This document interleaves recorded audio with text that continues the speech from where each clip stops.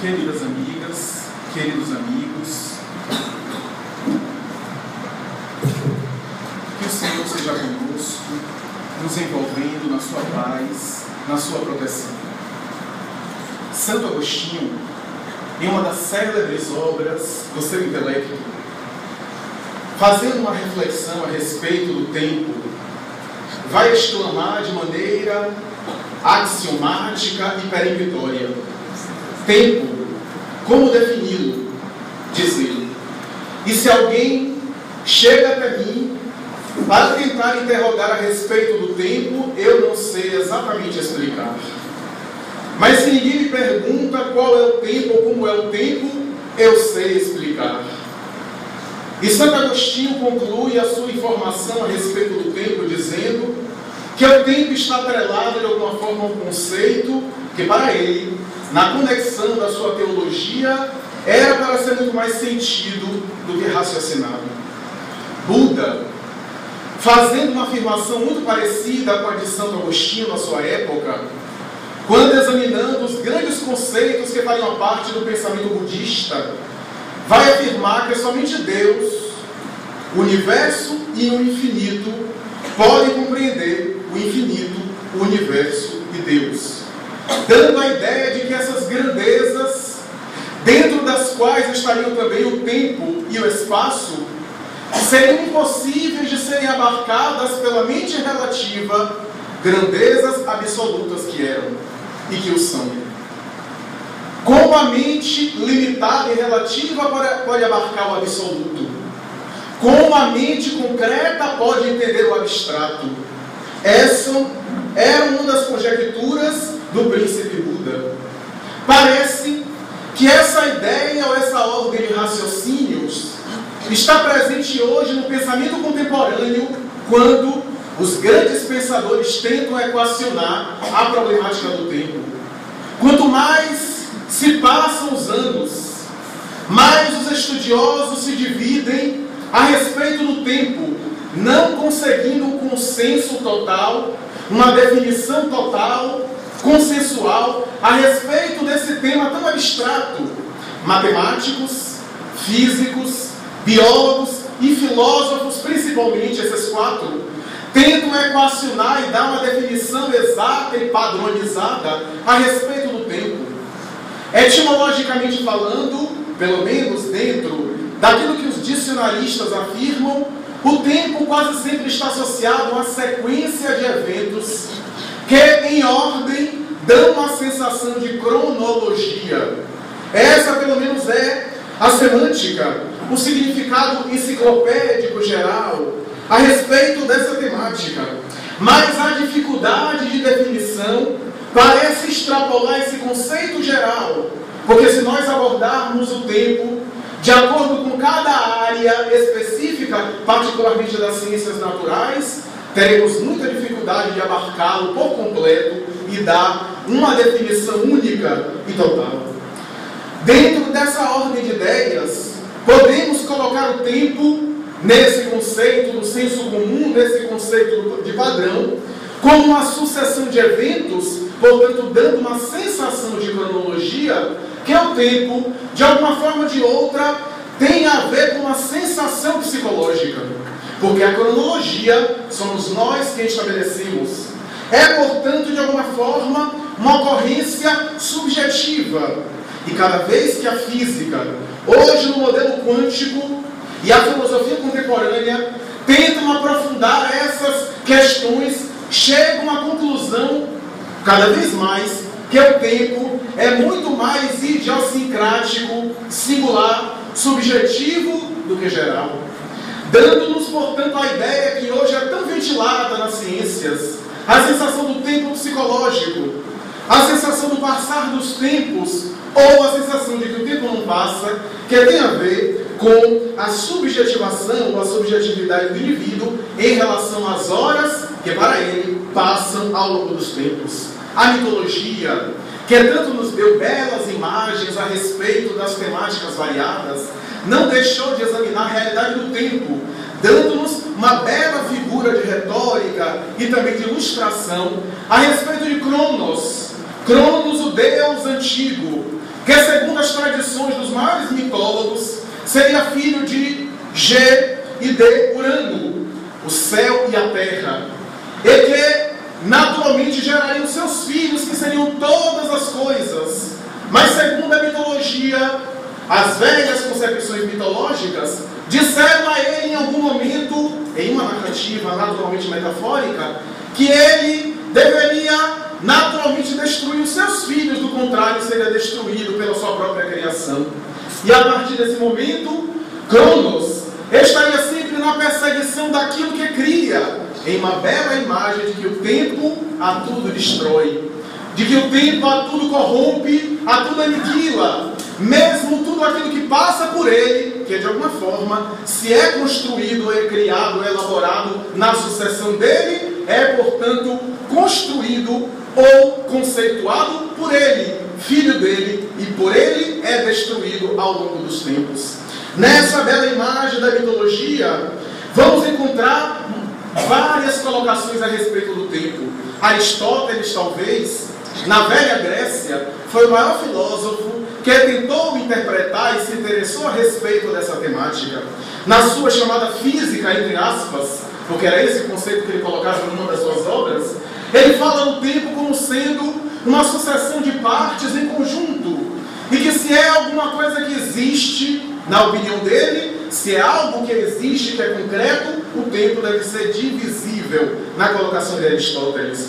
E se é divisível, podemos estabelecer grandezas, entre aspas, para utilizar uma expressão matemática de grandezas, de unidade, grandezas específicas de tempo, dando-nos uma ideia de que o tempo poderia ser estabelecido por partes específicas, para tentar entender de tal forma que Aristóteles vai estabelecer também que o tempo é, de alguma forma, essa conceituação em que o presente deve, segundo o que ele colocava como presente, o agora, deve ter em comum elementos que digam respeito ao passado e elementos que digam respeito ao futuro. Do contrário, não haveria uma comunicação entre o presente, o passado e o futuro. Essas colocações que parecem muito abstratas, muito irreais, Aristóteles vai desdobrar em várias colocações, com a sua apreensão intelectual sofisticada, com seu nível de cultura e de inteligência acima da média, e chega a afirmar em uma das suas obras, se não me falha a memória, no volume 10 da sua notável física, vai dizer que o tempo existindo e sendo composto de partes variadas, naturalmente que uma parte dele já foi e não será mais. E uma parte dele será e ainda não é, dando-nos a ideia daquilo que ele conceituava como passado e como futuro. Equivale a dizer que uma parte dele foi e não é mais o passado, e uma parte dele será e ainda não é o futuro, dando-nos a entender que essas grandezas que ele tentava elaborar na sua apreensão, na sua lógica e na sua visão aristotélica do mundo eram indimensionais e difíceis de aprender. Mas foi por volta de 1905, quando Albert Einstein apresenta a famosa teoria da relatividade restrita e geral, isto é, do tempo e do espaço, que é o tempo passa a ser observado sob um aspecto diferente. Até então, na matemática e na física, o tempo era uma espécie de elemento de grandeza para examinar determinadas coisas. A partir desse momento, Einstein, na relatividade, vai dizer que, a depender do observador que vivencia a sensação de tempo, o tempo pode ter uma dilatação ou uma diminuição na sua experiência. A depender do movimento, dizia ele, do observador, nas suas palavras técnicas da física, nós temos uma compreensão do tempo a mais variada, dando-nos a entender, e em determinado momento da sua obra, em uma bela obra, ele vai dizer, literalmente, a seguinte expressão: o tempo é uma ilusão. A distinção de passado, presente e futura é uma insistente, veemente e reiterada ilusão dos nossos sentidos materiais. Esse belo conceito desse matemático concepcionista, desse pai da física relativista, desse homem extraordinário que deu origem ao conceito de dilatação de tempo dentro da física, com base na velocidade da luz. Um corpo que se move na velocidade da luz e outro que se move em outra velocidade vão experimentar compreensões a respeito do tempo que em nosso planeta está submetido aos movimentos de rotação e translação da Terra. Naturalmente vão ter compreensões e experiências as mais diferentes. Einstein, na sua relatividade restrita e geral, não apenas vai retirar o tempo dessa característica da matemática tradicional e da física, de uma grandeza apenas para medir as coisas, mas também vai dar o status de tempo de uma dimensão específica da nossa realidade. Equivale a dizer que é uma quarta dimensão. As três primeiras dimensões seriam dimensões espaciais e a quarta dimensão temporal, base fundamental do seu pensamento na teoria da relatividade do tempo e do espaço. J.W. Jung, o notável engenheiro, físico e matemático, por volta de 1927, baseando-se nas experiências de Einstein e na sua teoria notável da relatividade, vai estabelecer que não é o tempo que passa por nós, mas somos nós que passamos pelo tempo, e através de uma engenhosidade intelectual muito difícil de colocar aqui em palavras, pelo menos na linguagem apenas oral, porque ele faz cálculos matemáticos e gráficos, vai estabelecer que somos nós que passamos pelo tempo e temos a sensação psicológica, subjetiva, de que o tempo está passando e de que o tempo tem uma espécie de movimento, que nada mais é do que uma ilusão dos nossos sentidos, a ponto de Jung dizer: não há até hoje na neurologia, dizia ele, e até hoje não existe, um órgão cerebral específico em nosso organismo para perceber o tempo, para aprender ou para assimilar o tempo. Não há um aparato biológico específico para assimilar, ou para medir, ou para mensurá-lo, senão toda a estrutura cerebral, se nós quisermos assim analisar, examinar, mas não há uma dimensão orgânica específica para dar conta do tempo, não obstante os relógios biológicos, o relógio circadiano e assim por diante, que dão um passo sim dos pulsos e dos biorritmos corporais, dos movimentos e das manifestações físicas cíclicas do sono, da vigília, da alimentação, do repouso, que estão funcionando repetida e recorrentemente em nosso mundo orgânico e em nossa estrutura material. É, no entanto, consensual na ciência que o tempo tem uma dimensão subjetiva, psicológica, mesmo que a ciência não consiga ainda examiná-la de maneira concreta e nem mensurá-la para dizer até que ponto o tempo é psicológico, até que ponto o tempo é cronológico, material. Não se dá ainda esse limite, não se tem ainda noção dessa linha divisória, mas não há dúvida entre os pensadores que examinam a temática que o tempo tem uma parte muito grande, aliás, de uma dimensão emocional, de uma dimensão psicológica. Talvez foi por essa razão que a sensação do inferno teológico não tinha fim, duraria para toda a eternidade, porque o indivíduo, na consciência de culpa, no estado de culpa ou de tormento, poderíamos dizer atualmente, numa expressão mais contemporânea, em processo de depressão, por exemplo, tem a sensação de que o tempo não passa, que o tempo para, que a realidade estaciona, congela, diante daquele mal-estar, daquele conflito, daquela situação difícil e hostil, que parece que não vai ter fim. A ideia do inferno teológico, que a Idade Média conceitou dessa forma. Ou também a bem-aventurança, a plenitude, o êxtase e o bem-estar, que passa também a impressão do indivíduo que não vai ter fim. Uma alegria não pode ser examinada e mensurada em minutos. E uma tristeza não pode também ser classificada e dimensionada em algumas horas. Não se dá para estabelecer em minutos pontuais, materiais, em um suceder de eventos, essas experiências que extrapolam, dando uma sensação de velocidade e rapidez em determinados momentos, ou de eternidade em outros momentos, parecendo não passar, parecendo não ter fim. A grande verdade é que, embora os avanços da ciência contemporânea, o tempo ainda é desafiante. E há fenômenos para os quais a ciência ainda não tem toda a explicação. Referimos-nos à ciência convencional, a ciência acadêmica, e referimos-nos a fenômenos que parecem transcender, parecem extrapolar e parecem transgredir as regras estabelecidas pelo próprio tempo, pelo próprio suceder do passado, presente e futuro, segundo os conceitos que nós estabelecemos no mundo material. Referimos a fenômenos paranormais, transpessoais, fenômenos de estado alterado de consciência, em que a mente parece antecipar-se na direção de eventos que ainda não aconteceram na consciência e na realidade objetiva, ou mergulhar no insondável abismo do passado, no qual ela capta ocorrências que ficaram esquecidas na história, na memória, para poder trazer para o presente à baila aquelas informações. Os historiadores de todos os tempos registraram ao longo das épocas fenômenos momentosos, especiais, dessa ordem, que chamaram a atenção de pessoas insuspeitas, porque não religiosas, porque não teístas, não eram crentes em Deus, nem em religiosidade nenhuma, mas que registraram fenômenos para os quais eles mesmos não tinham explicação.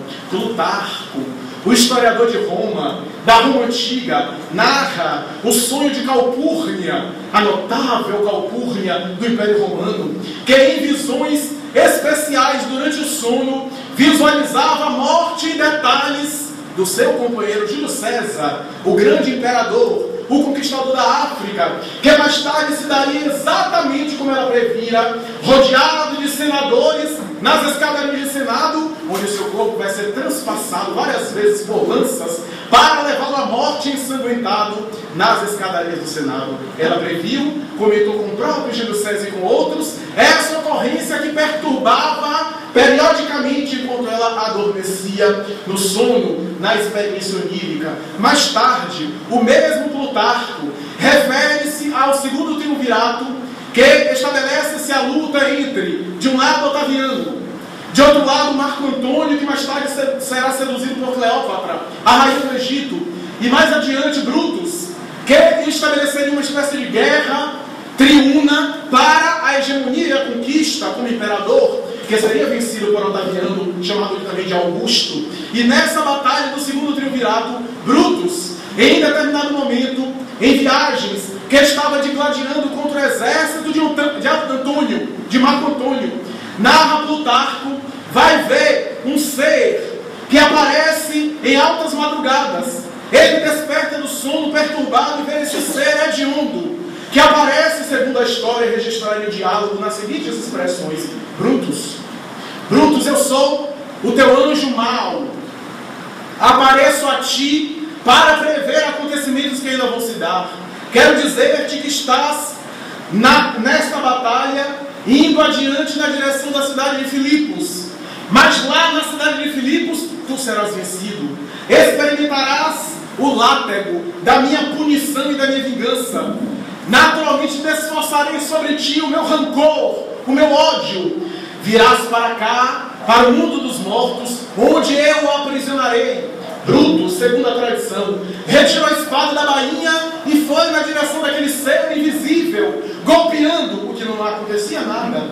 E ele, em gargalhadas, desaparece diante dos seus olhos, de tal forma que o deixa acabrunhado, a ponto de chamar o seu exército, especialmente o soldado principal, o general principal do seu exército, que veio às pressas, e ele dá-lhe uma reprimenda dizendo: se por acaso não deixou alguém entrar na sua tenda onde ele dormia, e ninguém havia visto pessoa nenhuma, tratava-se de um contato espiritual através de uma entidade com extraordinária paranormalidade de pré-cognição, intuindo o que deveria acontecer. Mais tarde, na batalha famosa dos filipenses, como narra a história, ele foi vencido e opta pelo suicídio antes de ser alcançado pelo exército de Antônio. Naturalmente, com um acontecimento trágico, conforme foi anunciado pela paranormalidade daquele ser invisível e hediondo. No dia 19 de setembro do ano de 96, narra o historiador Filóstratus, ou melhor, Heródoto de Halicarnasso, que vamos encontrar um momento culminante na cidade de Éfeso, quando o cristão primitivo e apóstolo do bem, Apolônio de Tiana, pregando à juventude o cristianismo, a abnegação, a bondade, em determinado momento começa a ficar pálido, estremece. Algumas pessoas achavam que ele estava passando mal, que ele estava tendo alguma crise, já era um homem de avançada idade. Quando ele para e começa a dizer: vejo Tito Flávio Domiciano, o imperador, em Roma sendo assassinado, que o matem, joguem o seu corpo na água do rio Tibre, que o matem o ditador, matem esse miserável. E depois volta à consciência objetiva para a estupidificação, para a surpresa geral daqueles que eram seus seguidores, que começavam a dispersar por receio, alguns achando que Apolônio Deciano, velho, sábio e ancião, estava vítima de um processo de esclerose, porque Tito Flávio Domiciano estava na sua glória no poder. E depois de alguns dias, as galeras romanas, através das liteiras, traziam pelas embarcações marítimas as notícias de que Tito Flávio Domiciano, o imperador de Roma, a mais de 500.000 léguas de distância, foi assassinado e o seu corpo jogado no rio Tibre, conforme previsto e anunciado pela notável paranormalidade de Apolônio Deciano. Não se sabe se ele previu e percebeu naquele mesmo momento a morte de Tito Flávio Domiciano. Portanto, não se trataria de um fenômeno de antecipação do tempo, mas de visão psíquica à distância no espaço.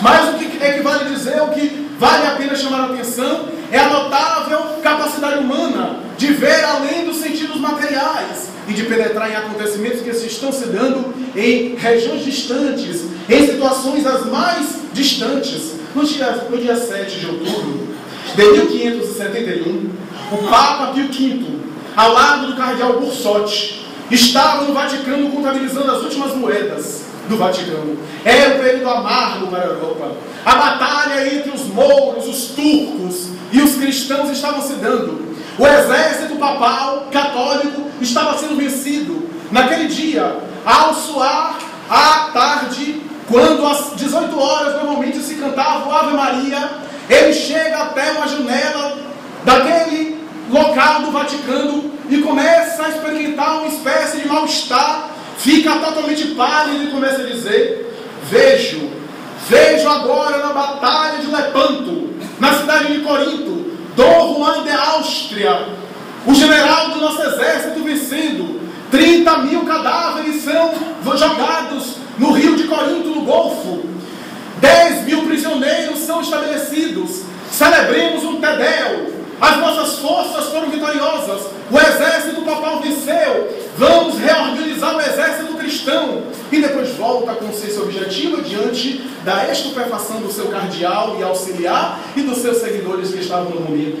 Mais tarde foi confirmado que a batalha de Lepanto, considerada a batalha mais notável da Idade Média, foi vencida por uma estratégia militar notável por Dom Juan de Áustria, através de um estratagema notável, conforme anunciado e previsto pela paranormalidade do Papa Pio V.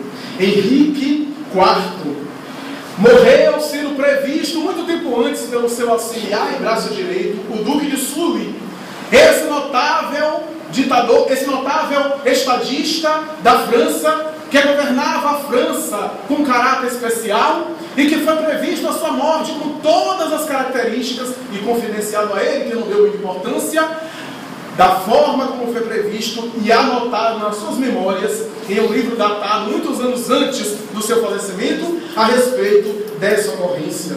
E encontramos também a notável Pucella, a Virgem de Doremi, Jeanne d'Arc, que aos 15 anos de idade tinha visões proféticas admiráveis, a ponto de anunciar muitos anos antes a consagração de Carlos VII como rei da França, como vai se suceder mais tarde, e só mais tarde seria reconhecido como santa, inclusive pela Igreja Católica Apostólica Romana, por conta dessas visões que eram vistas como loucura, como alienação, e só depois da sua morte que foram colocadas na sua devida honra e erguidas ao seu devido valor. No notável livro do astrônomo francês Nicolas Camille Flammarion, O Desconhecido e os Problemas Psíquicos, são citados 76 sonhos premonitórios que se confirmam com todo o caráter de autenticidade, alguns dos quais ele próprio pôde presenciar. Essas visões essas emancipações e pôde confirmar nas premonições extraordinárias. Carl Gustav Jung, o notável psiquiatra suíço, em uma das suas obras vai dizer que muitas vezes sonhava com cidades que nunca havia visto, e mais tarde, ao viajar para Berlim, para a França, para várias cidades da Europa, ao pisar nelas, parecia ter a certeza de já haver estado ali, a ponto de experimentar o déjà vu, o déjà senti, o déjà raconté, expressões francesas da parapsicologia para o já visto, o já sentido ou já experimentado, conforme a parapsicologia de Joseph Banks Riley. São fenômenos extraordinários que escapam à compreensão da física clássica, da física newtoniana, da física linear e que repetem-se a miúde exaustivamente. Vamos encontrar um fenômeno célebre que foi registrado também historicamente, mais recente, porquanto vai ser registrado pelos anais da história norte-americana da própria Casa Branca.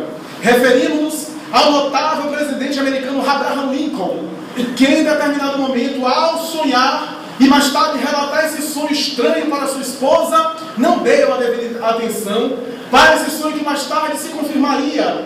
Ele sonha um dia que está na própria Casa Branca, mas está acontecendo alguma cerimônia de grande relevo.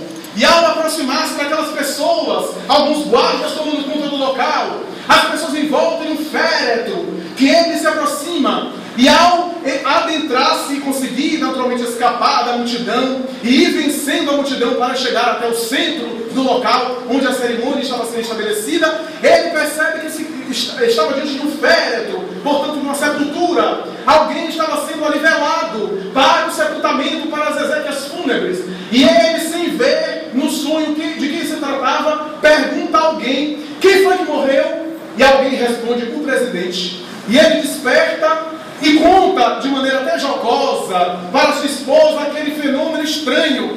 E naquele mesmo dia, posterior à noite do sono, ele teria sido assassinado. Registrado, portanto, pela história dos anais da América do Norte. Em 1915, um médium mineiro, não muito conhecido, Silvestre Lobato, que Ivone Pereira mais tarde vai dizer é o maior médium de corporação mediúnica que eu já conheci. E olha que Ivone Pereira conheceu o próprio Chico Xavier em pessoa. Esse médium notável, nesse ano de 1915, deu um fenômeno de incorporação através da entidade Dr. Bezerra de Menezes, diante da Federação Espírita Brasileira, de vários intelectuais, em que o Dr. Bezerra de Menezes falava sobre o futuro rádio, a futura televisão, anunciando que os indivíduos conseguiriam acompanhar notícias através de ondas auditivas e mais tarde ondas que se transformariam em imagens. E Bezerra de Menezes acabava a comunicação dizendo: e isso só é o começo, porque isso seria o início, a origem, para mais tarde, através desses aparelhos, podemos captar também as vozes e as imagens do mundo espiritual, como se daria muito tempo depois, na década de 70 e 80, com a transcomunicação instrumental, com a psicotrônica, com seus variados engenheiros que, desde Frederick Jungerson até George Mick, na metaciência, tem comprovado a imortalidade da alma, o fenômeno espiritual, através de aparelhos tecnológicos admiráveis que captam experiências notáveis. Mas a própria Ivone Pereira vai narrar o fenômeno extraordinário que acontece com ela. Em 1940, ela tem um sonho que vai perturbá-la durante muito tempo da sua vida. Nessa época, ela sonha com um homem que para ela era desconhecido, que estava pendurado em um poste, rodeado por pessoas com os olhos esbugalhados e totalmente trucidado, morto, em uma situação nauseante. Tal era a intensidade da crueldade. E aquele homem, vestido a caráter, com uma estrutura de general, de comandante, e algumas letras e algumas palavras que ela pôde perceber no sonho, e que eram em italiano, e que ela pôde, entre as várias palavras, gravar a expressão dulce, o grande dulce, que ela não entenderia e que relataria, inclusive, para alguns familiares, a jovem Ivone Pereira, para seu pai e sua mãe, particularmente para outras pessoas, que não deram a mínima importância. Estávamos em 1940, no início da Segunda Guerra Mundial. Só tempos depois, em 1945, quando jornais, inclusive jornais brasileiros, noticiaram a morte de Benito Mussolini, que foi erguido no poste, seus olhos arrancados para fora das órbitas, totalmente trucidado, conforme a imprensa noticiou, e hoje podemos até ver pela internet, pelos órgãos de comunicação, na história do fascismo italiano, poderemos perceber a notável paranormalidade de Rui Pereira, que a perturbava e que ela não entendia porque ela tinha essas visões em sonho. Mais tarde, levantou a hipótese, ainda com essa visão, o Duce era o comandante máximo do fascismo italiano, portanto do próprio Mussolini, que ele teria sido uma personalidade notável na Roma Antiga, um dos imperadores romanos do passado, mas que não declarou nunca quem era publicamente, porque estava apenas na conta de hipótese.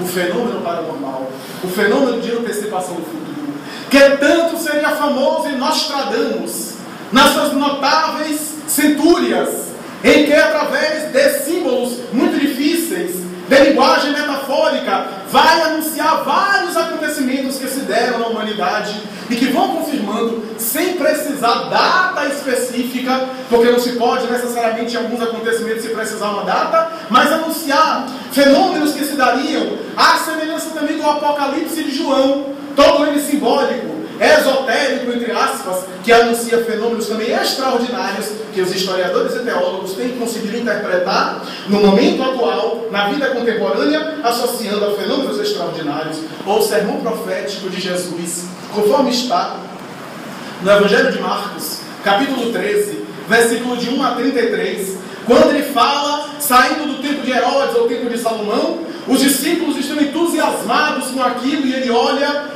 e os discípulos dizem, vede que pedras. E ele diz, em verdade vos digo, que não ficará uma pedra que não seja derrubada. Ele estava anunciando que aconteceria mais tarde uma grande guerra, e mais tarde no Vesúvio, por volta de 79, quando toda aquela estrutura seria destruída mais de uma vez. Ele estava anunciando aquele acontecimento a algo próximo,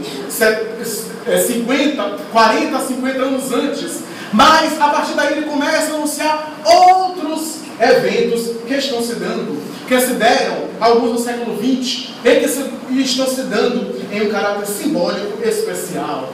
Narra a história que João Rus, ou Jan Hus, o grande teólogo cristão notável da Igreja Católica Romana, um verdadeiro visionário que antecipou tanto o seu tempo e que previu a ideia do indivíduo pregar o Evangelho de Jesus no idioma popular, no idioma das pessoas, para que as pessoas entendessem. Na época dele, século 12 e 13, os indivíduos, sacerdotes, pregavam em latim de costas para o público. Havia uma inacessibilidade com relação ao Evangelho de Jesus. E Jan Hus foi um dos primeiros homens a pregar o Evangelho fora das igrejas, na natureza, com as pessoas mais simples, e a defender que o sacerdote deveria levar Jesus para as pessoas. Aquilo foi uma espécie de perturbação.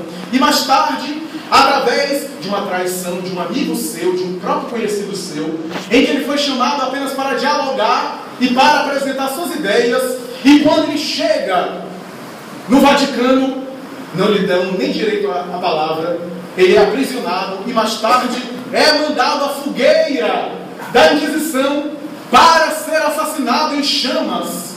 E a história narra que no momento máximo ele não apenas teve uma visão notável do futuro Martinho Lutero. Curiosidade histórica: Lutero bebeu das palavras de Jan Hus para elaborar a reforma protestante. Lutero vai ter, como ele próprio declarou em uma das suas obras, em algumas das suas obras, Jan Hus como sendo o seu mentor intelectual. E chegava a dizer que Hus previu a sua chegada no mundo para iniciar a reforma protestante, porque todo o pensamento de Lutero é uma tentativa de sintetizar o pensamento notável de Jan Hus. No momento final, quando as chamas estão devorando antes de morrer asfixiado pelo monóxido de carbono, Hus olha para aqueles sacerdotes, para aqueles indivíduos hipócritas, que de religião tinham mais aparência do que a essência, e diz de maneira peremptória, veemente: hoje vós assais o pato, porque Hus em tcheco significa pato. Hoje assais o pato ou ganso. Assais o pato, mas dia virá que um cisne, mandado pela providência divina, voará sobre as vossas cabeças e vós não conseguireis alcançar. Um cisne que não conseguireis alcançar. Ele previa a chegada de algo que deveria sobrevoar, parar acima das querelas humanas, das idiosincrasias humanas, e previu de uma maneira notável. A partir daí ele cala-se e começa: Ave Maria, cheia de graça. E mais tarde: Jesus, filho de Davi, tem piedade de mim. Jesus, filho de Davi, tem piedade de mim, e desencarna. Jan Hus, segundo a informação do mundo espiritual, mais tarde voltaria à Terra, através da mediunidade, aliás, essas informações de vários médiuns credenciados, vários médiuns notáveis do século XIX, do século XX, entre os quais o próprio Divaldo Franco, através de Viana de Carvalho, e outros médiuns como a médium russa Vera Krizanovska, a notável médium mecânica, que tantas obras nos deu com uma beleza extraordinária. Esse Jan Hus reencarnará mais tarde na personalidade de Allan Kardec, que trará um cisne que voará sobre as cabeças das intolerâncias humanas. A religião tradicional da França e da Espanha tentou queimar obras espíritas, porque não se podia queimar mais os homens. E o próprio Kardec respondeu ao Auto de Fé de Barcelona, quando 300 obras espíritas foram queimadas a público. Ele respondeu: pode-se queimar os livros, pode-se queimar as pessoas, mas não se pode destruir os espíritos. E se os livros e as pessoas e os médiuns forem queimados, os médiuns voltarão a reencarnar e psicografarão todos os livros novamente, porque não se pode deter o progresso, não se pode obstaculizar a marcha da evolução, ninguém pode deter a madrugada, como diz o provérbio árabe. E quanto mais tenta-se obstaculizar o progresso, mais o progresso acelera e mais se faz propaganda do progresso. Inicialmente ele tentou recorrer à justiça, inclusive, com relação àquelas obras que foram queimadas. E o mundo espiritual respondeu para ele: você não vai falar nada, ficarei em silêncio, porque aquelas obras queimadas publicamente vão despertar a curiosidade. E vai ser uma ótima propaganda para o espiritismo. E realmente, a Espanha será, após a França de Allan Kardec, o maior centro de cultura espírita, de pessoas espíritas dedicadas à divulgação do espiritismo após a morte do extraordinário codificador.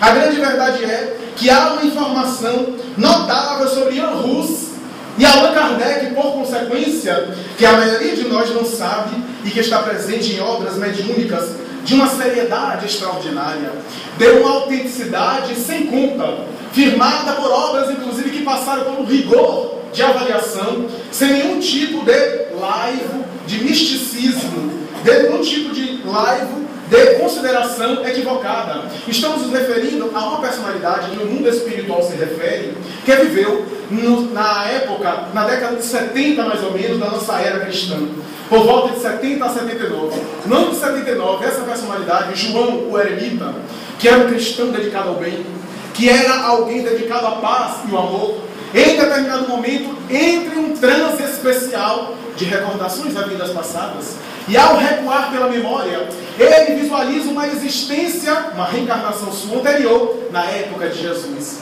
quando ele era um soldado, um legionário chamado Quirino Cornélios, e que no ano 30 aproximadamente, morando em favor na casa de uma família de Galileu, aliás, família essa que tinha uma senhorita, que mais tarde com quem ele iria se casar, com quem ele iria se encantar, a notável Abigail, não confundir Abigail de Paulo Estevão com essa Abigail, e que mais tarde, naturalmente, que ao consociar-se também, conseguiria um posto alto romano, quando, como soldado romano, seria erguido à condição de general, de soldado, de legionário, pessoal e de alta função do procurador romano Pôncio Pilatos em Jerusalém. E a partir desse momento, no ano 30, ele vai ficar com um dos braços direitos de Pilatos. E mais tarde, na época da crucificação de Jesus, na época do martírio de Jesus, ele vai ser um dos legionários que vigiariam Jesus à porta, um dos legionários de confiança, para que não deixasse que aquela perturbação tomasse conta e Jesus fosse talvez surrado e até assassinado antes, ou então, o que é pior, ser libertado. Ele foi colocado pelo próprio Pôncio Pilatos e outros na porta da cela que vigiava Jesus um dia antes da sua crucificação e do seu julgamento.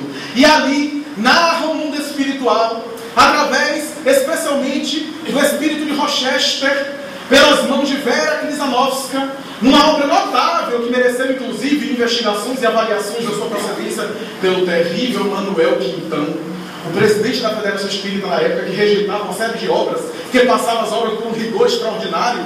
E essa obra, Herculano, vai ser introduzida nos anais da Federação Espírita Brasileira, dessa notável velha que viveu na Rússia da terrível cortina de ferro, do materialismo histórico dialético. E vai, nessa obra, em determinado momento, João Eremita recuando para se ver na existência de Quirinos Cornélios, um diálogo impressionante quando o soldado romano é impregnado pelo magnetismo de Jesus, é totalmente contaminado pela presença majestática daquele homem, de tal forma que, em determinado momento, ele fica tão impressionado com aquele homem extraordinário, que tenta estabelecer um diálogo com aquele prisioneiro nas seguintes palavras, segundo o livro, a partir da página 191. Quando ele olha e diz mais ou menos assim: queria propor ao Senhor trocar de lugar comigo. Eu posso abrir a cela, o Senhor vai embora e eu fico no teu lugar. Porque serei naturalmente justiçado e a minha vida será o pagamento da libertação da sua vida.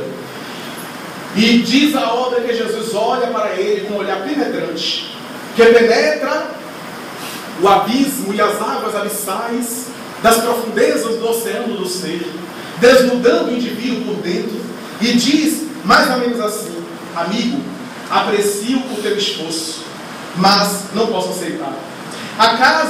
Por acaso consideras o meu sacrifício menor, no mundo ingrato em que há tanta dificuldade para se fazer o bem? Eu, amigo, deploro a minha sorte. Essa sorte que os profetas que vieram antes de mim também deploraram. Quero dizer-vos que eu tenho que marchar para a direção do sacrifício, mas eu não recuso a tua proposta. Morrerás. E diz o Espírito Rochester que Jesus, de maneira mais enfática, olha para ele de uma maneira singular, como se estivesse visualizando algo no infinito, e diz mais ou menos assim: morrerás por mim no futuro. Morrerás por mim porque estou a ver as chamas de uma fogueira incendiada em volta de ti, através da qual atrairá muitos seguidores, por amor ao meu nome e por amor da minha doutrina. Diz Rochester que nesse momento da regressão, João Eremita volta à consciência objetiva, que é a personagem principal da obra, olha para os discípulos e diz: meus amigos, depois dessa experiência tenho meditado muito, e em alguns momentos tenho sonhado comigo realmente erguido em uma encarnação futura, na qual as labaredas me consumem. E Rochester coloca uma nota de rodapé dizendo: Jan Hus, 1415, seria mais tarde queimado vivo no concílio de Constança. Que notável premonição de Jesus, que notável previsão 14 séculos depois, que isso iria acontecer naturalmente, sem, é claro, o Senhor precisar determinada data, determinado envolvimento. O cisne seria a própria doutrina espírita, que de alguma forma esclareceria os fenômenos de premonição. Vai ser Allan Kardec, assessorado pelos espíritos, que esclareceria essas ocorrências, entre outras, quando, em O Livro dos Espíritos, na questão 402, Allan Kardec interroga as entidades imortais venerandas nas seguintes palavras: como se pode julgar a liberdade do espírito durante o sono? E os espíritos respondem: pelos sonhos. Quando o corpo está repousando, o espírito tem mais liberdade e possui mais faculdades que a matéria oblitera, que a matéria obscurece. E fora da matéria, muitas vezes ele se lembra-se do passado e algumas vezes antecipa o futuro. Vai dizer o mundo espiritual que além da matéria, fora da matéria, desgarrado, desvinculado dos laços materiais, o espírito muitas vezes visualiza ocorrências que vão se dar no mundo terrestre, mas no mundo espiritual, a partir de uma visão panorâmica, já estão se dando.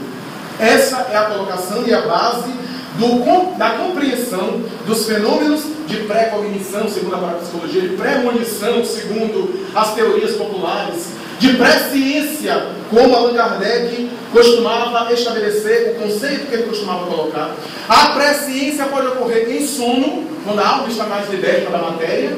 Às vezes acontece em vigília, chamada hoje de clarividência, a visão do psiquismo, quando pode ver tanto no espaço, à distância, quanto também antecipar pelo tempo, que também é uma dimensão, pode antecipar o espaço ou pode antecipar o tempo, dizem os espíritos imortais, através do êxtase, do sonambulismo provocado, fenômenos a rigor, a princípio, anímicos, porque é a própria alma do encarnado quem vê, que visualiza, que percebe, que antecipa, elevando-se em uma região psíquica, entre aspas, por falta de outros elementos, que passado, presente e futuro, nessa experiência é um eterno presente. E que em nossa experiência que a gente divide em passado, presente e futuro. Essas ocorrências se dão de tal forma que os indivíduos veem, a princípio, dizemos que é anímico, a própria alma, que Kardec vai dizer quase sempre é o espírito desmaterializado, isso é, o espírito elevado moralmente, que não sofre tanta influência na matéria e que pode visualizar, às vezes, acontecimentos futuros. Se na ciência humana, meus amigos, já temos ocorrências dessa ordem, mesmo não sendo nas ciências naturais, porque nas ciências naturais a gente prevê, às vezes, furacões, terremotos, maremotos, fenômenos físicos, erupções vulcânicas, quantas vezes são previstos pela tecnologia, pelos aparelhos eletrônicos, pelos cientistas que estudam o fenômeno, mas mesmo nas ciências sociais, quantos fenômenos nas ciências sociais que são previstos antes, fenômenos coletivos, fenômenos humanos, que estão para acontecer e que os cientistas sociais conseguem antecipar, às vezes, através da sua percepção de estudiosos. Agora percebamos isso fora da matéria, no mundo espiritual, em que às vezes a visão é muito mais panorâmica, mas estamos dizendo anímico em tese, porque muitas vezes o indivíduo em transe é auxiliado por espíritos desencarnados superiores.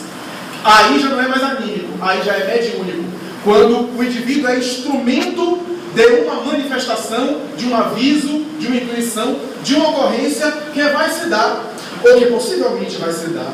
Os espíritos dizem que os flagelos coletivos e naturais, particularmente os flagelos materiais, são muito mais fáceis de ser antecipados.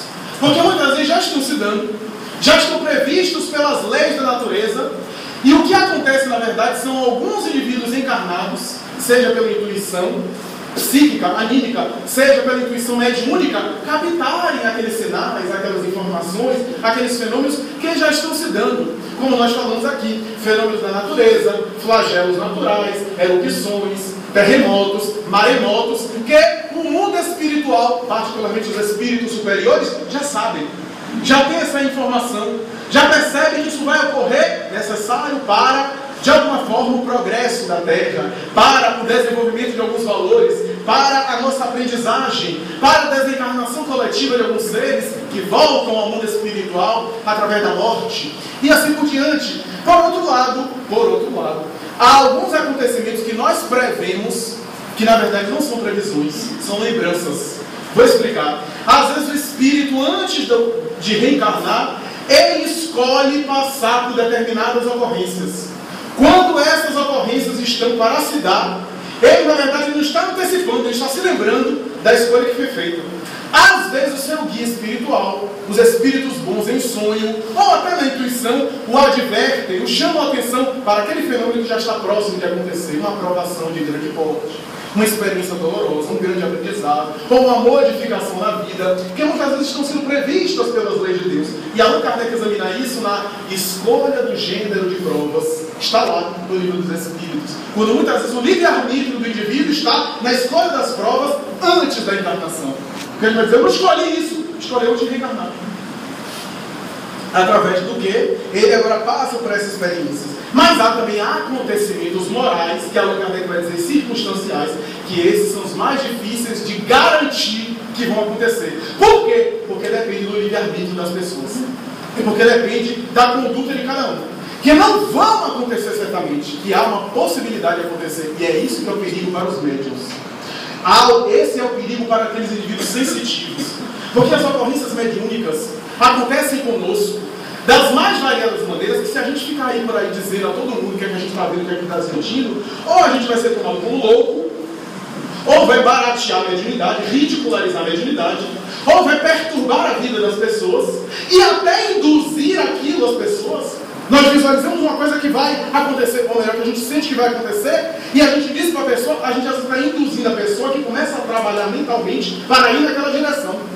Que é isso que acontece às vezes nos fenômenos da buena dicha, da quiromancia, da cartomancia e assim por diante, do profetismo imediatista, do profetismo das nossas coisas mundanas, que muitas vezes são fenômenos de sugestão. Ah, você vai namorar com alguém esse ano. E a pessoa fica sugestionada e se entrega para a primeira aprovação que aparece. É perfeitamente natural. Então, são fenômenos compreensíveis que nós podemos entender, mas que às vezes nós captamos algumas coisas, algumas ocorrências que podem ocorrer, que não vão necessariamente ocorrer, mas que podem ocorrer. Porque, através da tendência, a tendência dos indivíduos e da conduta que o encarnado está levando, nós chegamos perto do sensitivo e às vezes pressentimos, e às vezes visualizamos imagens, ou visualizamos ocorrências que vão acontecer, ou que quase tem possibilidade de acontecer, e a gente tem que ter muito cuidado, porque aquilo vai acontecer se o encarnado continuar caminhando daquela forma.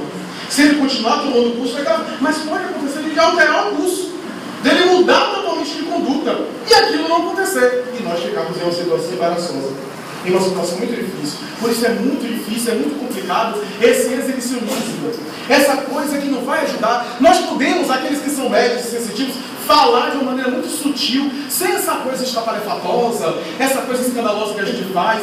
A gente então, como a gente tem uma certa intimidade, uma certa amizade com alguém, a gente pode falar, fulano, cuidado com as viagens, ou então tome um pouco cuidado com a saúde, e assim por diante, sem esse tom de estar prevendo a vida do indivíduo, de ter os segredos do indivíduo em nossas mãos, que nós não temos. Temos que ter muito cuidado, porque primeiro pode ser também na nossa mente, que a nossa mente é muito criativa, e os médios então são mais criativos ainda, porque são antenas muito sensíveis que estão captando. Depois, podemos ser instrumento de espíritos brincalhões também, espíritos que querem colocar-nos em uma situação ridícula, então a segunda situação. Depois, podemos estar vendo acontecimentos, como nós falamos, e não acontecer, não suceder. Ter a possibilidade de acontecer e não acontecer. Por isso, o cuidado. O Espiritismo, conforme Allan Kardec no livro dos Médios, não se interessa nessa adivinhação. Ele não tem interesse nessa adivinhação da vida das pessoas, do que vai acontecer, do que não vai acontecer. Porque muitas vezes tem a ver com a matemática, como diz a Ivone Pereira, da lei de causa e efeito.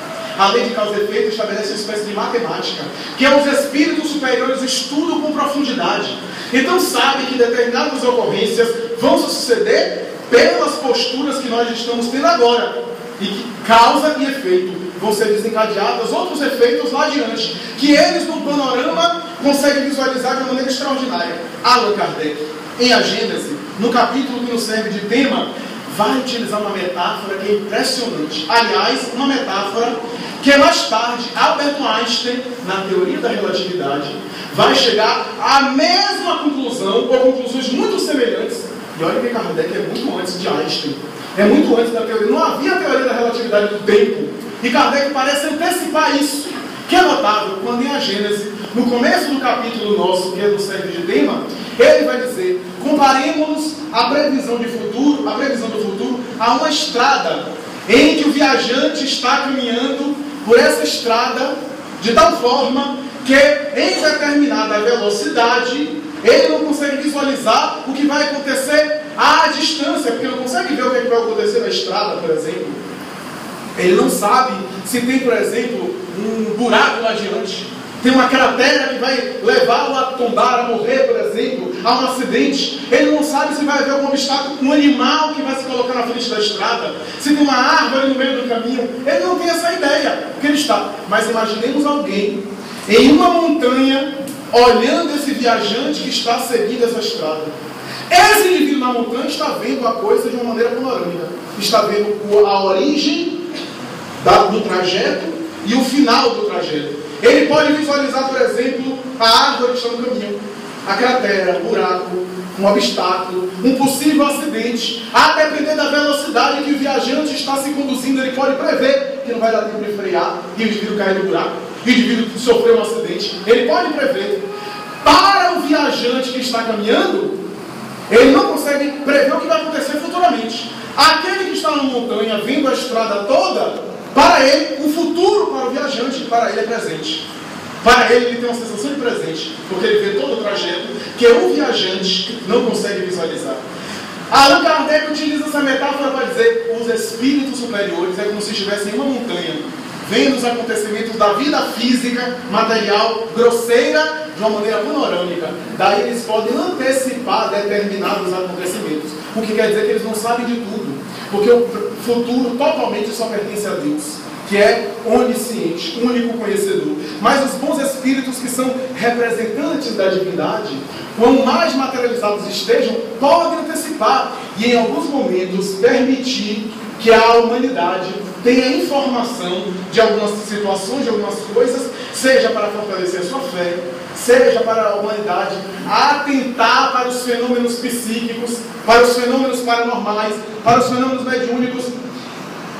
Em outras palavras, para o indivíduo se preocupar com o seu melhoramento moral, para que o indivíduo, através desses fenômenos, comece a se interessar pela sua vida psíquica, que ele não é apenas um corpo de carne que vai morrer, que ele não é apenas uma estrutura material que uma hora vai deperecer através da química inorgânica, que ele é um espírito imortal, que sobrevive à morte, que antecede ao berço, que vai através das reencarnações variadas aprimorando-se, conquistando valores, corrigindo experiências na direção do infinito que ele está reservado, que ele está destinado. Para concluir, permitam-me narrar, embora não seja nem uma tese científica, nem uma figuração histórica, mas uma experiência pessoal, que por volta de 1996, 1997, ainda estudando Espiritismo, ainda em uma fase do final da adolescência e início da vida adulta,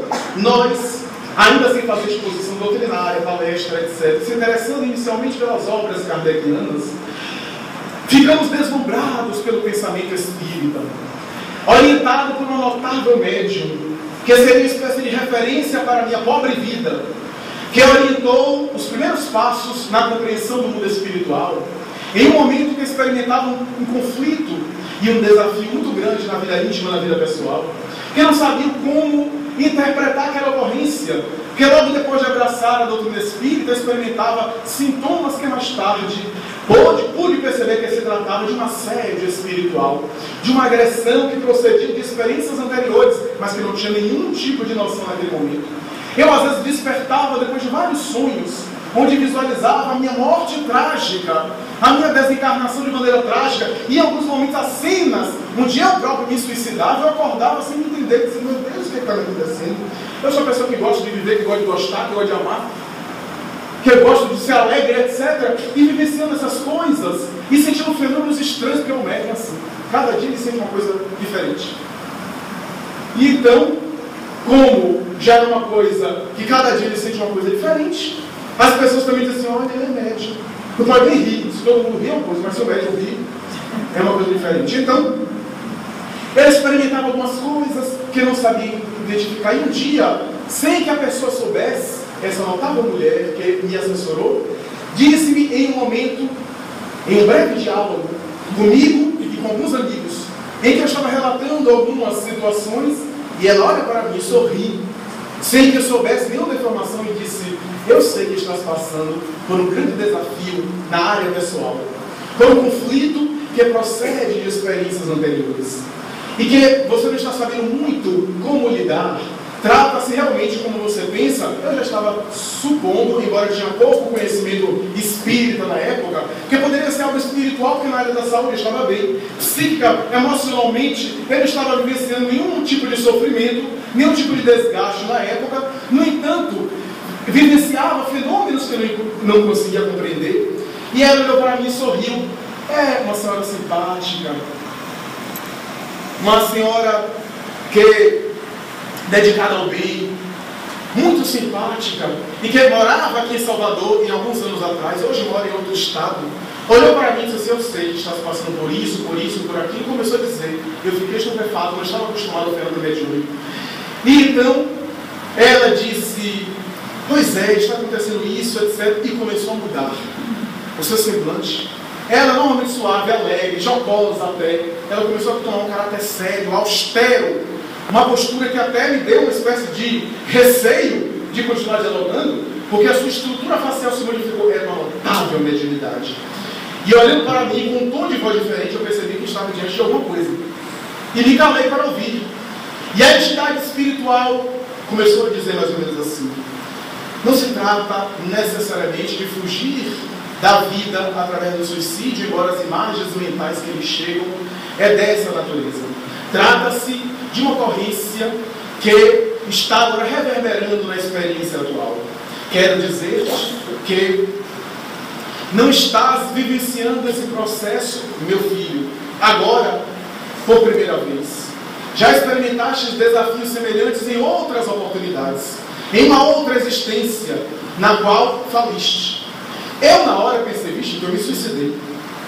Sem me falar, fiquei intimamente. E a médium continuava, utilizada pelo Espírito, que diz assim: você realmente suicidou-se. Não suicídio físico. Você não matou o corpo. Você matou o ideal que estava dentro de você. Você viveu como um morto-vivo, respirando fisicamente, mas totalmente morto por dentro.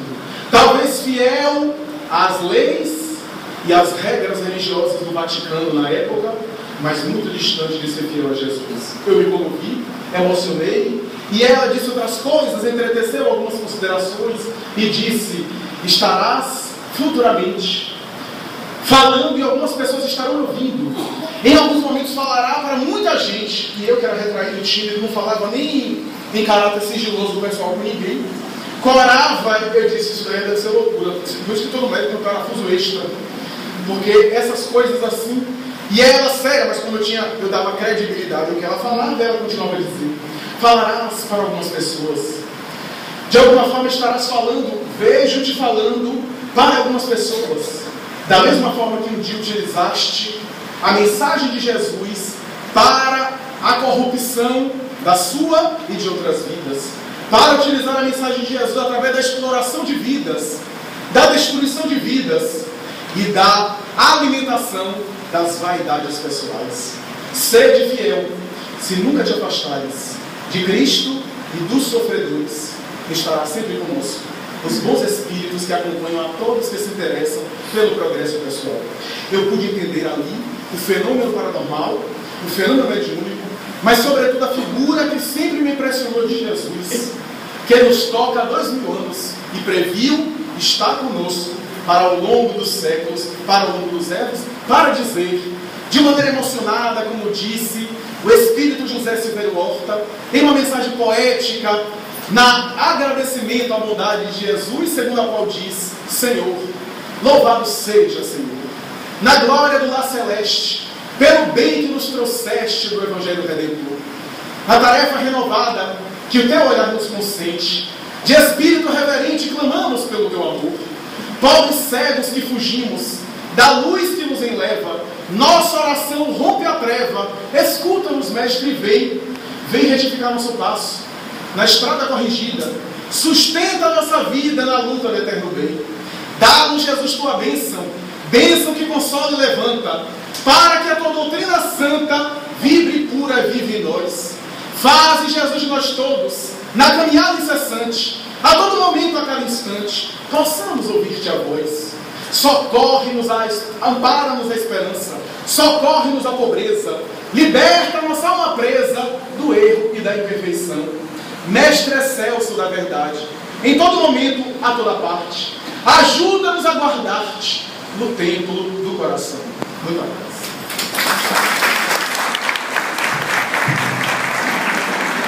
obrigado.